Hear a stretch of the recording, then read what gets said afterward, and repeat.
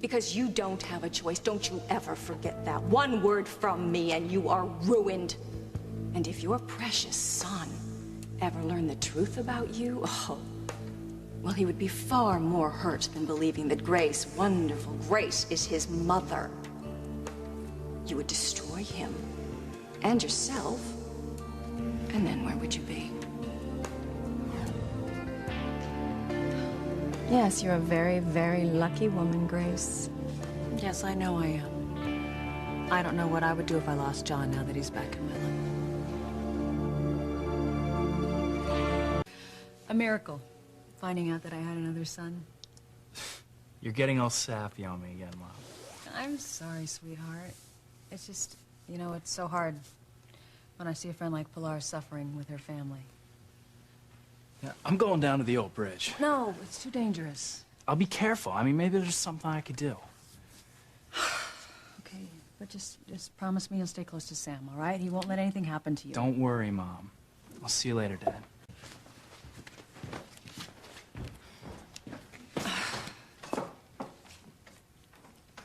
He's such a fine young man. You raised him well. Thanks. Yeah, he means the world to me. I'm just thinking about Sheridan. Having a baby and losing it right away. How does anybody survive something like that? They do what they have to do, Grace. Pick yourself up, brush yourself off, and try to get on with life.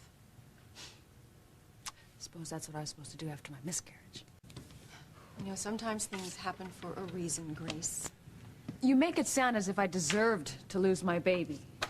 And you make it sound like every bad thing that has ever happened is my fault. Well, You know, I don't get you, Grace. How can you be so sympathetic to everyone else's losses and not appreciate at all what I have been through? You know, I just wish everybody could see what the real Saint Grace was like. I was younger than Sheridan when I got pregnant and lost the man I love. yeah, Sam. Yes, Sam, and I had to raise his son with another man, a man I despised.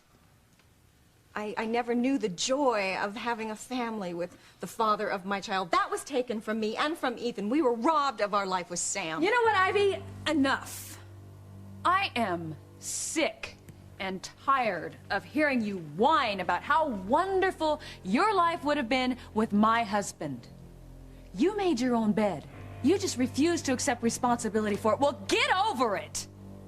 And get out of our lives. Right now. Tonight. I have never held myself up as a saint, and you want to know why? Because I am not. I'm only human. So, Ivy, you are just going to have to forgive me when I tell you exactly what I think about you. I have never wanted you in this house.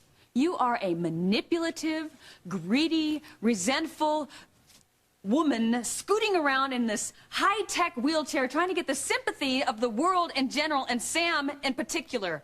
And I'm not going to put up with it for one more day. I want you out of here tonight. Sam said I could... Oh, you know what? I will fill Sam in. I'm not going to have you slithering around here any longer.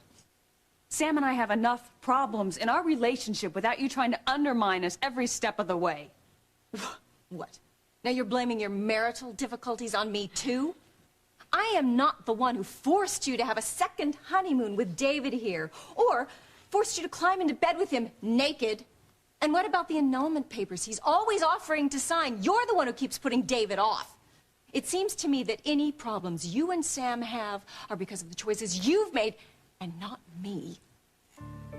Don't you dare blame Ivy for this. It's all on you. You're the one who won't let David sign the annulment papers. You're the one who's hiding behind excuses. Talking about how we have to set examples, not wanting to look like hypocrites. This is all your fault. You, and only you, have destroyed our marriage. That is not true. Sam, I love you. Not enough to make David sign those papers. Why can't you listen to me? Because we have nothing else to talk about. You're not my wife, and I'm not your husband. So why don't you go back to David? Huh? He's your real husband. Why don't you just leave me alone, okay? Oh, Sam. You chose to come up here with David, even though I told you if you did, that we were over. Then why did you come up here? Because because a part of me still trusted you. Still wanted to believe that your intentions for coming on this trip were exactly what you told me they were. I wanted to believe that we had a future. And I suppose a part of me wanted to believe that you still love me. Sam, I do. And you've proven that how, Grace? By coming up here and jumping into bed with David? No, You know, Sam, I can I didn't- take almost anything from you, Grace. But not this. We're finished. You are the one who has put the man you supposedly love, Sam, second to almost everybody, especially David and John. Oh, don't you dare bring my son into this. You have no idea what it's like to find out you have a son you have no memory of. And as far as my marriage... Which Sam- marriage would that be, Grace? Which marriage? The one to Sam or the one to David? Because I'm having a hard time figuring out which one you think is valid. Why don't you just do everybody a favor and decide who you want to be married to so the rest of us can just get on with our lives and be with the right people? Or do you just enjoy stringing both of them along, Grace? Is that it? You know what they call a woman who teases like that, Oh, don't you? shut up, Ivy! Just shut up! Oh. Get a nerve. Well, don't worry. I'm leaving.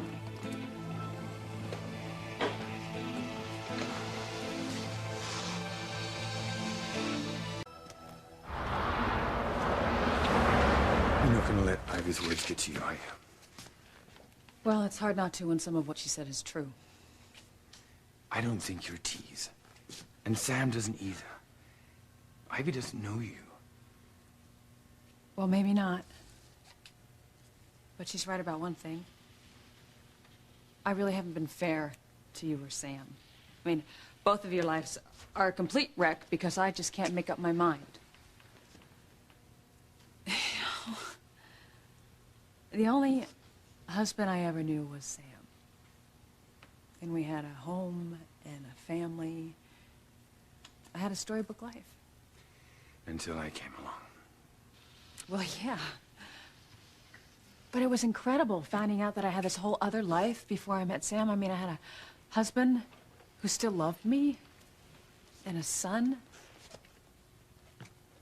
And I might not remember our marriage or that time in my life, but my feelings for you are coming back to me. I have such a strong connection with you and John. I can't imagine not having you in my life. I can't even think about what it'd be like to have a life without the two of you.